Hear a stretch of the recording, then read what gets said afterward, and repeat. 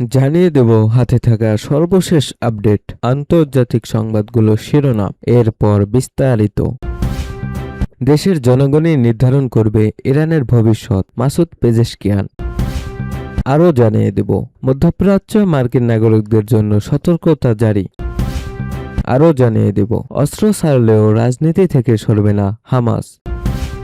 সর্বশেষ জানিয়ে দেব ট্রাম্পের 15 দফার রেডম্যাপ প্রকাশ করেছে বোর্ড অব পিস।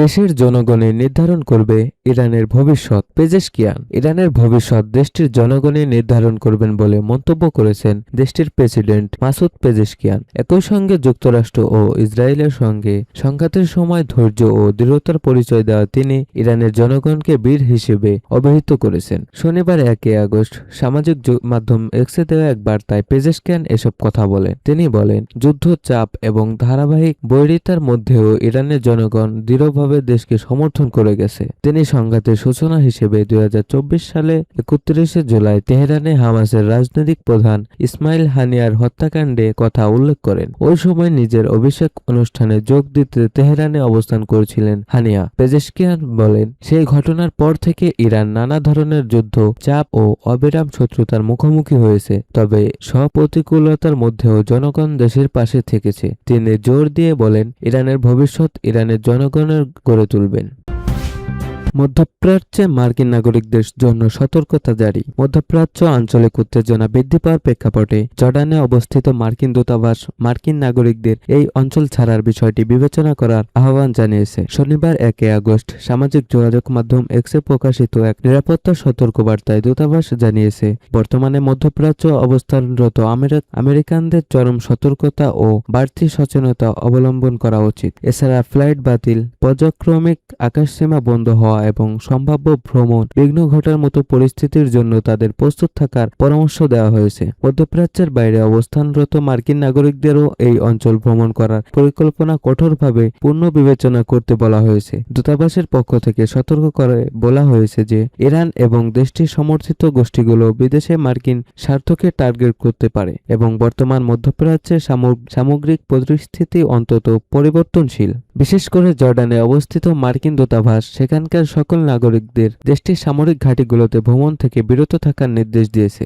এবং সরকারি সতর্কবার্তা ও জর্ডানীয় কর্তৃপক্ষের নির্দেশনা মেনে চলার আহ্বান জানিয়েছে। যুক্তরাষ্ট্র ও ইরানের মধ্যে তীব্র উত্তেজনার মধ্যেই এই নিরাপত্তা সতর্কতা জারি করা হয়েছে। সিবিএস নিউজ জানায়, ওয়াশিংটন এই সপ্তাহে ইরান নতুন হামলার পরিকল্পনা করছে বলে জানিয়েছে সংশ্লিষ্ট কর্মকর্তারা। এর আগে শনিবার কুয়েত জানিয়েছে যে তারা একটি সরকারি স্থাপনা ও বেসামরিক বাহনে আঘাত হানতে যাওয়া ইরানি ড্রোন প্রভাবিত করেছে। একই দিন ওমানের উপকূলে হরমুজ প্রণালীর কাছে একটি ট্যাঙ্কার অজ্ঞাত প্রজেক্টাইলের আঘাতে ক্ষতিগ্রস্ত হয়। তবে এই দুটি ঘটনার কোনোটিতেই হতাহতের কোনো খবর পাওয়া যায়নি।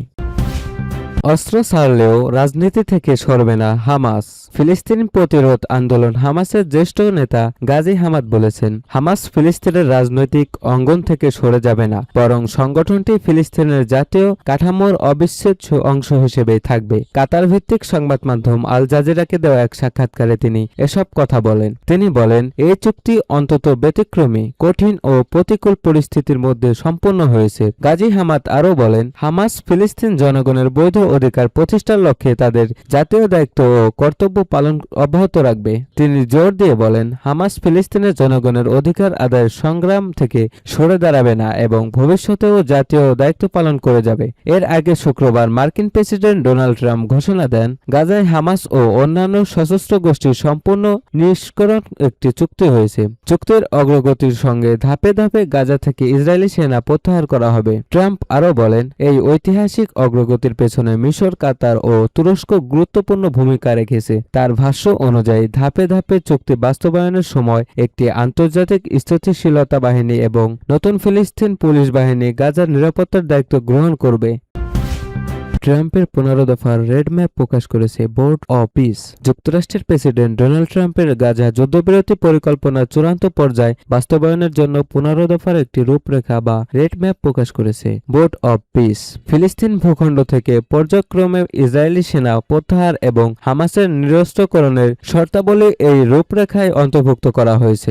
শুক্রবার 31 জুলাই হামাসের পক্ষ থেকে জানানো হয়েছে যে তারা এই চুক্তিতে সম্মত, তবে ইসরায়েলের পক্ষ থেকে এখনো আনুষ্ঠানিকভাবে কোনো প্রতিক্রিয়া পাওয়া যায়নি। ইসরায়েল হামাস সহ অন্যান্য ফিলিস্তিন গোষ্ঠীগুলো তাদের সব ধরনের সামরিক অভিযান বন্ধ করবে। সব পক্ষ এই পরিকল্পনায় অনুমোদন দেওয়ার 14 দিনের মধ্যে রূপরেখা বাস্তবায়নের সময়সূচি ও পদ্ধতি চূড়ান্ত করা হবে। প্রয়োজনে এই সময়সীমা বাড়ানো হতে পারে। এরপর national committee for the administration of Gaza NCNG Gaza উপত্যকায় প্রবেশ করবে এবং নিজেদের দায়িত্ব বুঝে নেওয়া শুরু করবে।